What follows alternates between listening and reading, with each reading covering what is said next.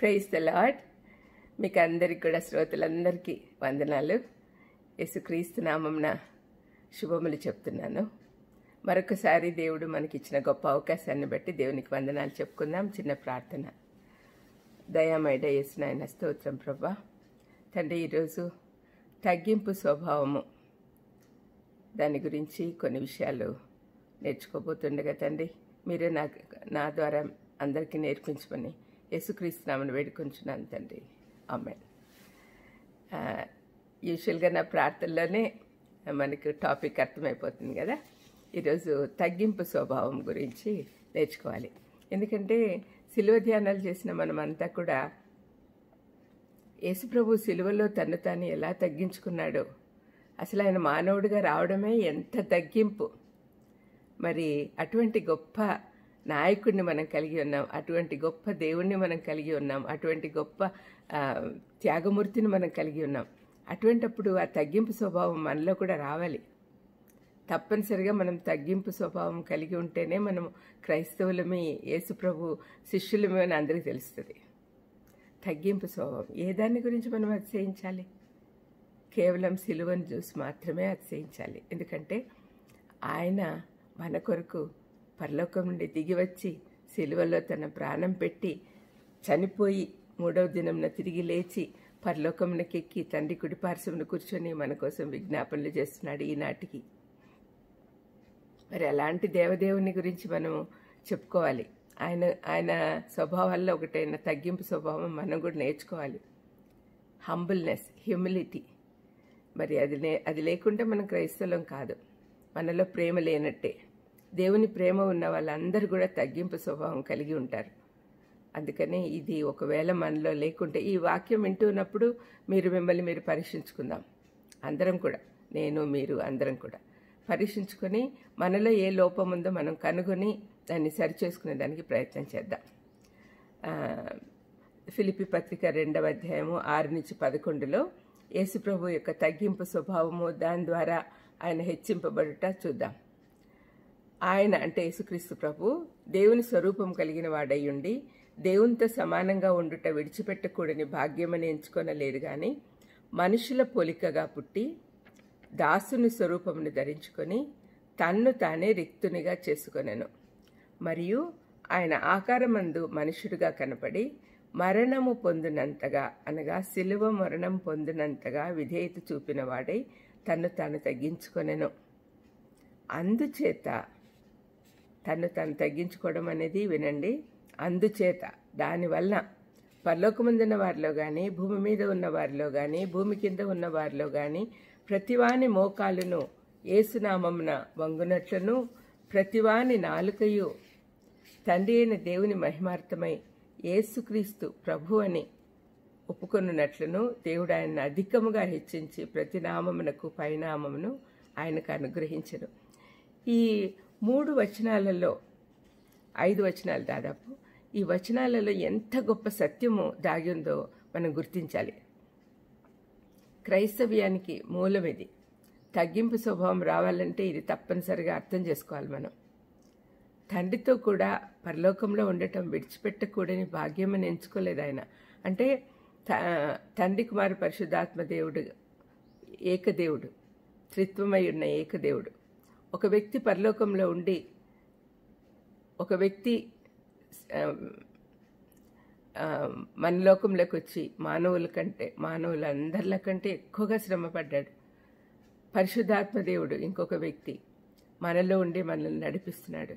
ఈ గొప్ప త్రిత్వమై ఉన్న ఏకదేవుని గురించి మనం అర్థం చేసుకోవాలి. పరలోకంలో అన్ని సౌఖ్యాలు ఉన్నాయి. ఎల్లవేళ్ళ పరిశుద్ధుడు పరిశుద్ధుడు అని కొనియాడబడుతూ ఉంటారు.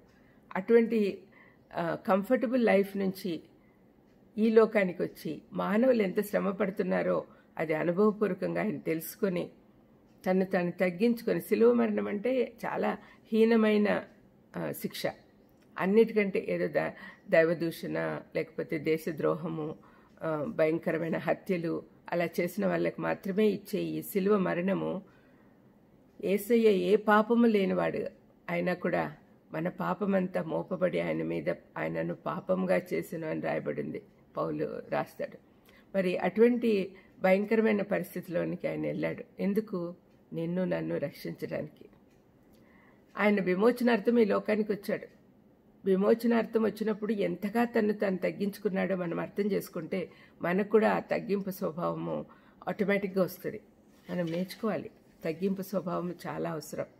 యేసుప్రభు శిలువ శ్రమల ద్వారా తగ్గించుకున్నందున అంతగా హెచ్చింపబడ్డాడు. అది కూడా మనకు తర్వాత వచనాల్లో చూస్తాం కదా.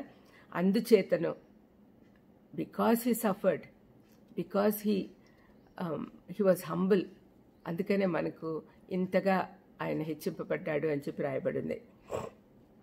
అన్ని నామముల కంటే పైనామంగా ఆయనను హెచ్చించి అని రాయబడింది కదా. మత్తయి 23:12లో యేసుప్రభు ఈ మాట చాలాసార్లు వింటాం బైబిల్లో. తను తాను హెచ్చించుకున్నవాడు తగ్గింపబడును, తను తాను తగ్గించుకున్నవాడు హెచ్చింపబడును. యేసుప్రభు స్వయంగా చెప్పాడు మత్తయి 23:12లో.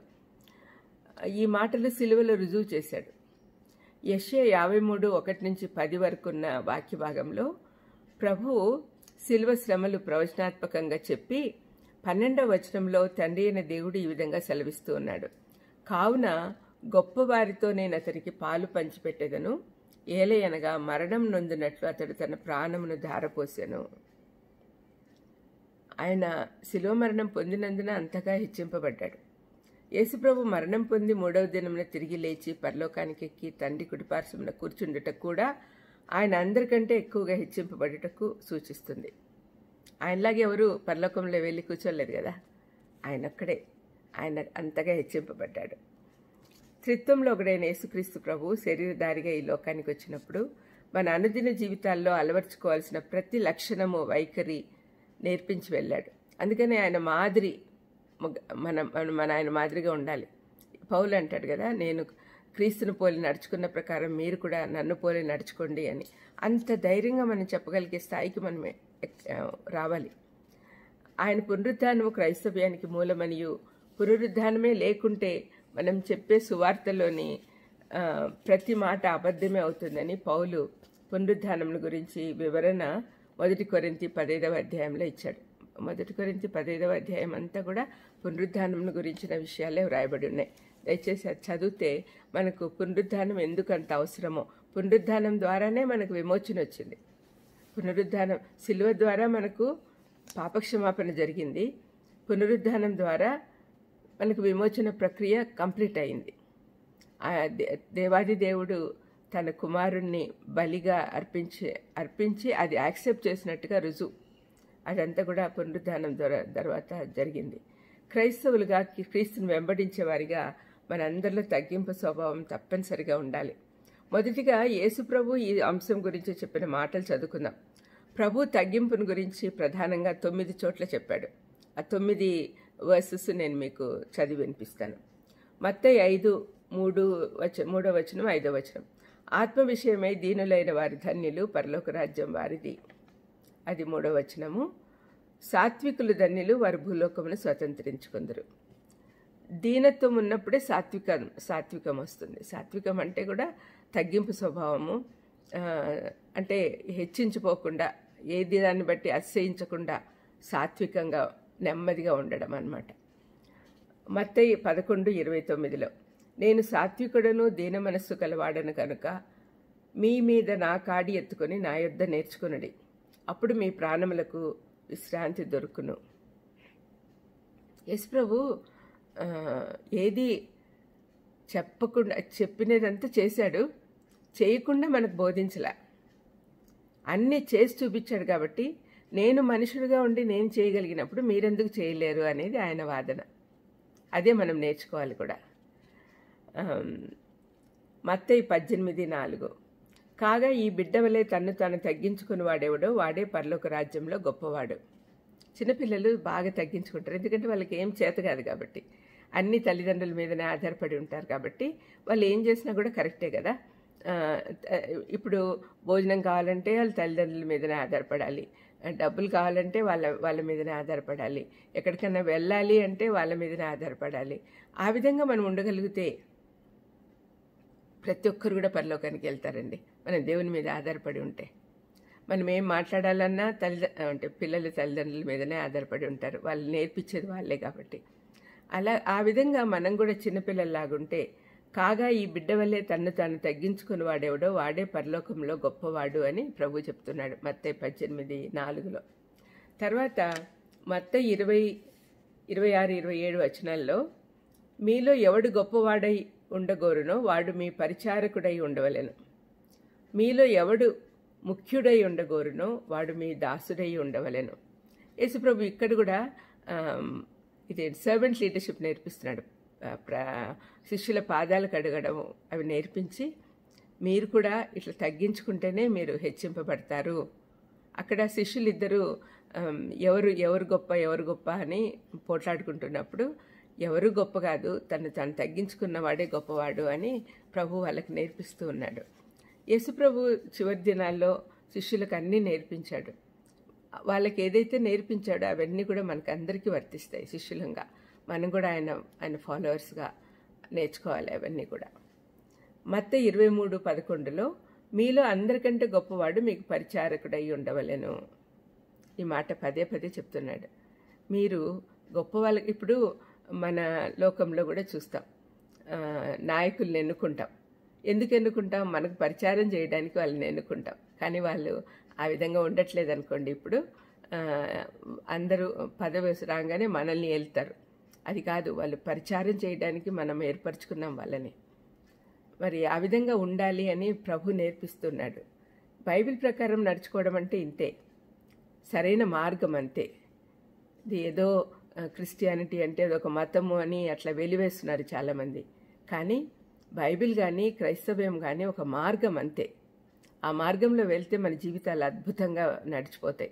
ఏ తప్పులు చేయకుండా ఉంటాము, మంచిగా దేవుని చిత్త ప్రకారం నడుచుకుంటాము. ఆ విధంగా ఉండగలిగితే అంతకంటే ఇంక మంచిది ఏదన్నా ఉంటుందా?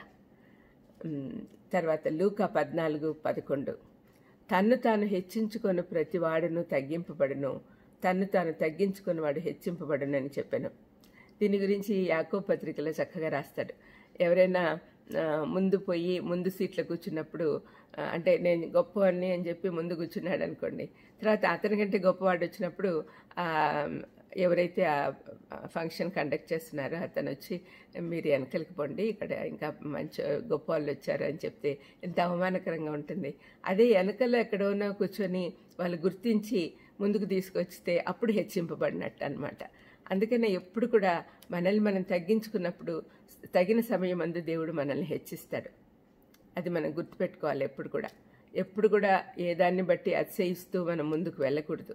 మనము అతిశయ కారణము క్రీస్తే. మనము సృష్టించబడిన వాటిని గురించి అతిశయపడకూడదు, కానీ సృష్టికర్తను గురించి అతిశయపడాలి. అది మనం నేర్చుకోవాలి. మళ్ళీ లూకా 18:14లో కూడా అదే మాటలు మళ్ళీ రిపీట్ చేస్తాడు. 14:11లో చెప్పిన మాటలే. తను తాను హెచ్చించుకొని ప్రతివాడును తగ్గింపబడను, తను తాను తగ్గించుకున్న వాడు ప్రతివాడు హెచ్చింపబడను అని చెప్పాడు. యోహాన్ 13:14లో, ప్రభువును బోధకుడు అయిన నేను మీ పాదములు కడిగిన ఎడల మీరును ఒకరి పాదములను ఒకరు కడగవలసిందే అన్నాడు. యేసుప్రభు చేసి చూపించాడు. తన శిష్యుల పాదాలు కడిగి తన తువ్వాలతో తుడిచాడనమాట. మరి అంత గొప్ప దేవుడు, అంత గొప్ప దేవాది దేవుడు ఈ లోకంకి వచ్చినంత మాత్రాన ఆయన తగ్గించబడ్డా? లేదు కదా. ఆయన దేవుడే. సంపూర్ణ మానవత్వం ఉన్నా కూడా సంపూర్ణ దైవత్వం కూడా ఉంది ఆయనకు. 100% మానవుడు, 100% దైవం. మరి లూకా 9వ సందర్భము, లూకా 22:26లో, మీలో గొప్పవాడు చిన్నవాని వలెను, అధిపతి పరిచారకుని వలనే ఉండవలెను. పదే పదే ఈ మాట చెప్తున్నాడు చూడండి. యేసు ప్రభు చెప్పిన మాట ఏంటి? మీరు తగ్గించుకోవాలి, మిమ్మల్ని మీరు హెచ్చించుకోకూడదు. ఇతరులు మిమ్మల్ని హెచ్చించాలి కానీ మిమ్మల్ని మీరు హెచ్చించుకోకూడదు. దేవుడే మిమ్మల్ని హెచ్చిస్తాడు. మనం ఎప్పుడైతే తగ్గింపు స్వభావం కలిగి మన పని మనం చేసుకుంటూ దేవుడికి ఇష్టమైన రీతిలో మనం జీవిస్తూ ఉంటామో అప్పుడు ఆటోమేటిక్గా దేవుడే మనల్ని హెచ్చిస్తాడు తగిన సమయం అందు. అది ఎప్పుడు కూడా మనం గుర్తుంచుకొని మనము చాలా జాగ్రత్తగా జీవించాలి. తగ్గింపు అనేది 2 విధాలుగా ఉంటుంది. ఒకటి దేవుని ఎదుట తగ్గింపు, రెండవది తోటి సహోదరుల ఎదుట తగ్గింపు. దేవుని ఎదుట తగ్గింపు అనేది పెద్ద కష్టం కాదు, ఎందుకంటే ఆయన దేవాది దేవుడు. ఆయన ముందు మనం తగ్గించుకుంటాం, ఆయన ద్వారానే మనం జీవించి ఉన్నాం కాబట్టి. కానీ తోటి మనుషుల దగ్గర తగ్గింపు అంటే మన ఈగో అడ్డొస్తుంది. ఈగో అంటే ఏంటో తెలుసు కదా, నేను ఎప్పుడు చెప్తూ ఉంటాను. EGO stands for edging God out. అంటే దేవుడు లేడు మన జీవితంలో, నేనే అదే ఈగో అంటే. అది తీసేసేయాలి, అప్పుడే మనకి తగ్గింపు స్వభావం వస్తుంది. ఆయన దేవుని ఎదుట తగ్గింపు అనేది, ఎందుకంటే ఆయన సృష్టికర్త, మనం సృష్టించబడిన వారము. ఆయన దేవుడు, మనం మానవులము. ఆయన సంపూర్ణంగా పరిశుద్ధుడు, మనం పాపులము. ఈ ఆలోచనలు తలంపులు కలిగి ఉంటే మనం సంపూర్ణంగా ఆయన పాదాల మీద పడతాం. అయితే ఈ ఆలోచనలు మనలో స్థిరపడిన తర్వాత తోటి వారితో కూడా తగ్గించుకొని ఉండడం కష్టం కాదు. ఒకసారి మనకు అట్లా అలవాటైపోతే, దేవుని ఎదుట తగ్గింపు నేర్చుకుంటే తోటి మనుషుల దగ్గర కూడా మనమేమి అతిశయపడం అలవాటైపోతుంది. దేవుని ఎదుట తగ్గించుకున్న వారికి సాత్వికం అలవాటు అవుతుంది. కాబట్టి తోటి సహోదరుల పట్ల కఠినత్వం ఉండదు. ఫిలిప్పి 2:3లో పౌలు వినయమైన మనస్సు గలవారై ఒకరినొకడు తనకంటే యోగ్యుడని ఎంచండి అంటున్నాడు. పౌలు చాలా చాలా పెద్ద స్థాయి నుంచి తగ్గించుకున్నాడండి. ఇహలోకపరంగా అన్ని విషయాల్లో అతను పరిసయ్యుడు, అతను రోమా పట్టణ వాసుడు. తర్వాత ఆయన చాలా ధర్మశాస్త్రంలో అనింద్యుడు. ఆయన గమలియేల్ అనే గొప్ప గురువుకు శిష్యుడు. మరి అటువంటి గొప్పతనం అంతా ఆయనకుంది. పెద్ద అధికారులు తెలుసు, రాజులు తెలుసు, సమాజంలో చాలా ఉన్నత స్థాయిలో ఉన్నాడు. అయినా కూడా యేసుప్రభు మార్గంలోకి వచ్చాక తను చాలా భయంకరమైన శ్రమలు అనుభవించాడు, తగ్గింపు స్వభావం నేర్చుకున్నాడు. ఫిలిప్పి పత్రిక 2:3లో ఏమంటున్నాడు? వినయమైన మనస్సు కలవారై ఒకరినొకడు తనకంటే యోగ్యుడని ఎంచండి అంటున్నాడు. మనం ఏమనుకుంటాము? మేము ఎక్కువ చదువుకున్నాము, మేము వాళ్ళకంటే గొప్ప అని అనుకుంటాం. లేకపోతే మేము ధనికులము, మేము వాళ్ళకంటే గొప్ప అని. ఏ దాంట్లో గొప్ప అండి? అన్ని దేవుడు మనకి ఇచ్చినట్టే కదా, మనకు కావాల్సినట్టు మనకి ఇస్తున్నాడు అంతే. ఎవరి యోగ్యతలను బట్టి అట్లా కాదు కదా. ఆయన కృప చేత మనల్ని రక్షించుకున్నాడు. మనకి ఏది అవసరమో ఆయనకు తెలుసు. మనకు అవసరమైనవన్నీ మనకి ఇస్తూ ఉన్నాడు. అంతేగాని మనం ఏదాన్ని బట్టి అతిశయపడ వీలు లేదు. ఫిలిప్పి 2:5లో క్రీస్తు యేసునకు కలిగిన ఈ మనస్సు మీరును కలిగి ఉండుడి అని కూడా అంటున్నాడు. యేసుప్రభు ఎప్పుడు కూడా తను హెచ్చించుకోలేదు, తగ్గింపు స్వభావం కలిగి ఉన్నాడు. మరి అటువంటి ఆయనను మనం ఫాలో అవుతున్నప్పుడు మనం కూడా అటువంటి స్వభావమే కలిగి ఉండాలి. ఈ మాటలు మనం అర్థం చేసుకుంటే మొదట మనం చదువుకున్న వాక్య భాగం స్పష్టంగా అర్థమవుతుంది. యేసుక్రీస్తు జీవితంలో, ఆయన పరిచర్యలో తగ్గింపు ప్రతి విషయంలో కనపడింది. కాబట్టి ఆయనకున్న మనసు మనం కూడా కలిగి ఉంటే అదే దేవుడు మన నుండి ఆశించేది. ఆ విధంగా ఉంటే తన మార్గమును దీనులకు నేర్పును అని కీర్తనకారుడు అంటున్నాడు. కీర్తన 25:9. మనం దీనత్వం కలిగి ఉంటే దేవుడు తన మార్గాల్ని మనకు నేర్పిస్తాడు. మనం నేర్చుకునేదానికి సిద్ధంగా ఉంటాం దీనత్వం కలిగి ఉంటే. ఎదుటివాడు మనకంటే గొప్పవాడు అని అనుకున్నప్పుడు ఎదుటివాడు చెప్పేది వినేదానికి మనం సిద్ధంగా ఉంటాం. మనకే అన్నీ తెలుసు అనుకుంటే మనం పైకి రాలేం. నేర్చుకోవాలి. ఒక చిన్న పిల్లల దగ్గర ఎన్నో నేర్చుకునేవి ఉంటాయి. మనం వాళ్ళలాగా ఉంటేనే మనం పరలోకానికి వెళ్తాం. కాబట్టి యేసుప్రభు చెప్పాడు కాబట్టి మనం వాళ్ళ నుంచి కూడా నేర్చుకునేది ఉంది. ఇలాగా ప్రతి ఒక్కరి దగ్గర నుంచి ఏం నేర్చుకుంటామా అని చూస్తూ ఉండాలి.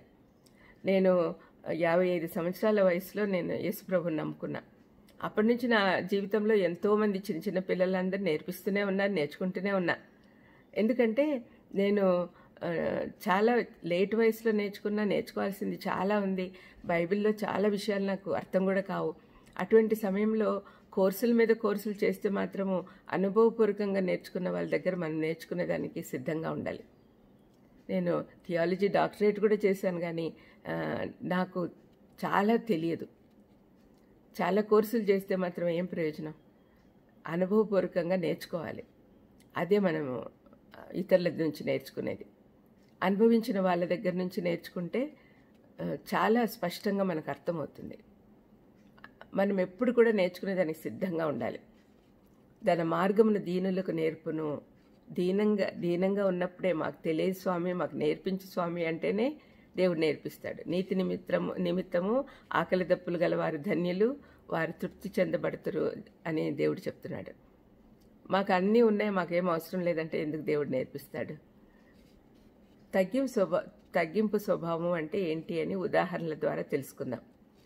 సంఖ్యాకాండము 12:3లో మోషే భూమి మీద ఉన్న వారందరిలో మిక్కిలి సాత్వికుడు అని రాయబడింది. భూమి మీద ఉన్న వారందరిలో మిక్కిలి సాత్వికుడు. బైబిల్లో అంతటి తగ్గింపు స్వభావం ఇంకెవరిని గురించి చెప్పబడలేదు కాబట్టి అతన్ని గురించే చూద్దాం. మానవ చరిత్రలో మోషే చాలా గొప్ప నాయకుల్లో ఒకడు. అందరూ అన్ని మతాల్లో వారు, అన్ని దేశాల వారు అనుకరించాల్సిన లక్షణాలు అతనిలో చాలా ఉన్నాయి. మనం చదువుకున్న వాక్య భాగంలో లోకంలో అందరికంటే సాత్వికుడు అని చూసాం. అంటే గొప్ప నాయకునికి ఉండాల్సిన ప్రాథమిక లక్షణం సాత్వికం. అసలు మోషే మనకు పరిచయం చేయబడింది కోపిష్టిగా. మోషే జీవితం 3 భాగాలు చేసుకోవచ్చండి. ఫస్ట్ 40 సంవత్సరాలు ఫరో కుమార్తెకు కుమారునిగా అంతఃపురంలో పెరిగాడు. ప్యాలెస్లో రాజకుమారునిలాగా పెరిగాడు.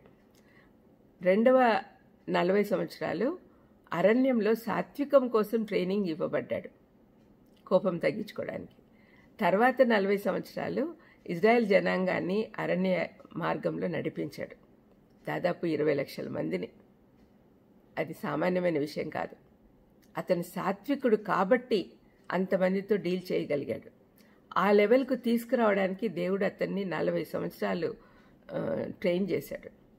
మొదటి 40 సంవత్సరాల్లో అతని ఇష్టానుసారంగా జీవించాడు. ఒకసారి ఐగుప్తీయుడు ఒకడు హెబ్రీని కొట్టి చంపాడని చెప్పి వెంటనే అతన్ని చంపేశాడు. అంత కోపం వచ్చేసింది అనమాట. ఆ కోపం కంట్రోల్ చేయడానికే దేవుడు అతన్ని పశువుల కాపరిగా చేశాడు.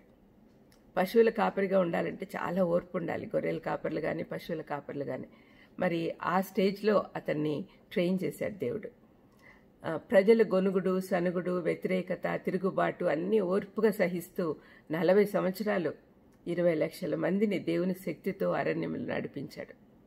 యేసుప్రభు చెప్పిన మాటలు మోషేలో నెరవేరటం మనం చూడగలం.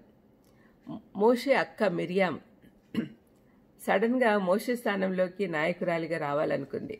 కానీ తను తాను హెచ్చించుకుని వాడు తగ్గించబడును అని ప్రభు చెప్పిన మాట ఆమె పట్ల రుజువైంది. ఆమె అనుకుంది, నేను నా తమ్ముళ్ళిద్దరు అహరోను, మోషే, మా అందరితో దేవుడు మాట్లాడుతున్నాడు కదా, మేమందరం ఒకే లెవెల్లో ఉండాలి కదా, మోషే మాత్రమే ఎందుకు లీడర్ అయ్యాడు, నేను కాకూడదా అని అహరోన్ను కూడా ఎక్కించిందనమాట. మనం కూడా దేవునితో మాట్లాడుతున్నాము, ఎందుకు మోషేకే ఇంపార్టెన్స్ ఇవ్వాలి, మనం కూడా ఇంపార్టెంటే కదా అని అహరోన్తో పాటు పోయి మోషేతో మాట్లాడుతుందన్నమాట. అప్పుడు వెంటనే దేవుడికి చాలా కోపం వచ్చింది. ఏం చేశాడు? సంఖ్యాకాండం 12లో ఈ సంఘటన రాయబడింది. ఈ ఆలోచన ఆమెలోకి రాగానే దేవుడు ఆమెను కుష్ఠరోగంతో మొత్తాడు. వెంటనే కుష్ఠరోగం వచ్చేసింది. అప్పుడు అంటే కుష్ఠరోగుల్ని వాళ్ళు ఎక్కడో గవిని బయట వదిలేస్తారు, అంటే వాళ్ళ మధ్యలో జీవించడానికి అవకాశం లేదు. అటువంటి స్థాయిలోకి దేవుడు తీసుకొచ్చాడు. వెంటనే ఆమెకు బుద్ధి వచ్చింది. మోషే ఇక్కడ కూడా తనను తాను తగ్గించుకొని అక్క కోసము దేవుని ఎదుట విజ్ఞాపన చేయగా దేవుడు ఆమెకు స్వస్థత ఇచ్చాడు. ఇప్పుడు చూడండి, ఎవరితో అయితే పోటీపడి లీడర్ అవ్వాలనుకుందో అతనే ఆమె కోసం ప్రార్థన చేయాల్సి వచ్చింది. అప్పుడు ఆమె తగ్గింపు స్వభావం నేర్చుకుంది. తన్ను తాను హెచ్చించుకున్న వాళ్ళు ఎప్పుడు కూడా తగ్గింపబడతారండి. దేవుడే కల్పించుకొని మనల్ని సరిచేయాలనుకునే పరిస్థితి మనం తెచ్చుకోకూడదు. అప్పుడు పరిస్థితి ప్రమాదకరంగా ఉంటుంది. నూతన నిబంధనలో తమంతట తాము సాత్వికలము అని చెప్పుకున్న వారు యేసుక్రీస్తు ప్రభుతో పాటు ఆయన మార్గంలో నడిచిన పౌలు. అంటే పౌలు కూడా చాలా ఉన్నత స్థాయిలో నుంచి తగ్గింపు స్వభావం నేర్చుకున్నాడు. ప్రభు మత్తయి 11:29లో చెప్పిన మాట ఇంతకుముందు మనం చదువుకున్నాం. నేను సాత్వికుడను, దీన మనసు గలవాడను అన్నాడు. మనం కూడా ఆ మాట చెప్పే స్థాయికి ఎదగాలి. ఆయన స్వయాన దేవుడై ఉండి ఆ మాట అన్నాడు అంటే మనం నేర్చుకోవాల్సినవి చాలా ఉంది అని తెలుసుకోవాలి. ఈ 2 లక్షణాలు గలతీ పత్రిక 5:22లో చెప్పబడిన ఆత్మఫలంలో ఉన్నాయి. ఏమంటున్నాడు? సాత్వికుడను, దీన మనసు కలవాడను అన్నాడు కదా దేవుడు. ఆయన యేసుప్రభు కూడా మనలాంటి మానవుడిగా అంటే సంపూర్ణ మానవుడిగానే జీవించాడు. పౌలు కూడా మనలాంటి మానవుడే, అయితే మనకంటే ఇంకా అన్యాయంగా జీవించాడు ముందు, యేసుప్రభుని నమ్ముకోకముందు. ఆయన 2 కొరింథీ 10:1లో పౌలు అను నేనే యేసుక్రీస్తు యొక్క సాత్వికమును మృదుత్వమును బట్టి మిమ్మల్ని వేడుకొనుచున్నాను అన్నాడు. అంటే పౌలు నేను యేసుప్రభు దగ్గరే నేర్చుకున్నాను సాత్వికము అన్నాడు. మనం కూడా యేసుప్రభు దగ్గరే నేర్చుకోవాలి. పౌలు ధైర్యంగా నిశ్చయితతో నేను క్రీస్తును పోలి నడుచుకున్న ప్రకారము మీరును నన్ను పోలి నడుచుకోండి అని చెప్తూ ఉన్నాడు. 1 కొరింథీ 11:1. ప్రభువుని పోలి నడుచుకోవాలి అంటే సాత్వికం అలవర్చుకోవాలి. సాత్వికం లేకుంటే మనం దేవుడి పోలికలోకి రాలేం. మనం తగ్గింపు స్వభావం అలవర్చుకోవాలంటే మనలో ఉండే గర్వాన్ని గుర్తించి దాన్ని తొలగించాలి. గర్వించకూడదు. గర్వం లేకుంటేనే మనకు సాత్వికం వస్తుంది. సామెతలు 11:2 అహంకారం వెంబడి అవమానం వచ్చును, వినయం గలవారి యొద్ద జ్ఞానం ఉన్నది. అహంకారం అంటే తను తాను గొప్పగా భావించుకొనుట. అహంకారానికి 5 గుర్తులు చూద్దాం. అహంకారం ఉంది మనకని తెలుసుకోవడానికి. అందరూ మెచ్చుకోవాలని కోరుకుంటాం. ఇహలోకపరంగా మనం సంపాదించుకున్న వాటిని బట్టి గర్విస్తాం. సాధించినది ఏదైనా మన సొంత జ్ఞానం బట్టి అనుకుంటాం. ఇతరుల అపజయం పట్ల సంతోషిస్తాం. తప్పులు పడితే భరించలేకపోవట. ఇవన్నీ లక్షణాలు, గర్వించే వాళ్ళ లక్షణాలు. మళ్ళీ చదవనా? అందరూ మెచ్చుకోవాలని కోరుకోవడము, ఇహలోకపరంగా మనం సంపాదించుకున్న వాటిని మనం అందరం చూపించుకోవాలని దాన్ని బట్టి గర్వించడము, సాధించినది ఏదైనా మన సొంత జ్ఞానమును బట్టి సాధించుకున్నాము అని అనుకోవడము, ఇతరుల అపజయం పట్ల సంతోషము, మనల్ని ఎవరైనా తప్పులు పడితే భరించలేకపోవడం. ఈ లక్షణాలు మనలో ఉంటే మనం గర్విస్తున్నట్టే. దయచేసి చెక్ యువర్ సెల్ఫ్. ఇప్పుడు చెప్పబడినవన్నీ మనలో నుండి తీసేస్తే తగ్గింపుకు ద్వారం ఏర్పడుతుంది. ఆ తర్వాత మనం చేయాల్సినవి ఏంటంటే వాక్య ప్రకారం నడుచుకోవాలి, పరిశుద్ధాత్మని స్వరానికి విధేయత చూపించాలి, యేసుప్రభువును మాదిరిగా ఉంచుకోవాలి, జ్ఞానం కొరకు దేవుణ్ణి అడగాలి, పొగడ్తలు కాకుండా మెప్పును అంగీకరించాలి, సాత్వికులతో స్నేహం చేయాలి, ఎదుటివారిది ఏది కూడా ఆశించకూడదు. ఈ లక్షణాలు ఉంటే మనం తప్పనిసరిగా తగ్గింపు స్వభావం నేర్చుకుంటాం. దయచేసి ప్రార్థన చేసుకుందాము. మనం కూడా ఇలాంటి తగ్గింపు స్వభావం నేర్చుకుందాం. దయామేడ యేసునాయన స్తోత్రం ప్రభా. తండ్రి, మేము ఈ తగ్గింపు స్వభావం నేర్చుకునేదానికి, సాత్వికులుగా పేరు తెచ్చుకునేదానికి సహాయం చేయమని యేసుక్రీస్తు నామమున వేడుకొంచున్నాం తండ్రి. ఆమెన్. God bless you.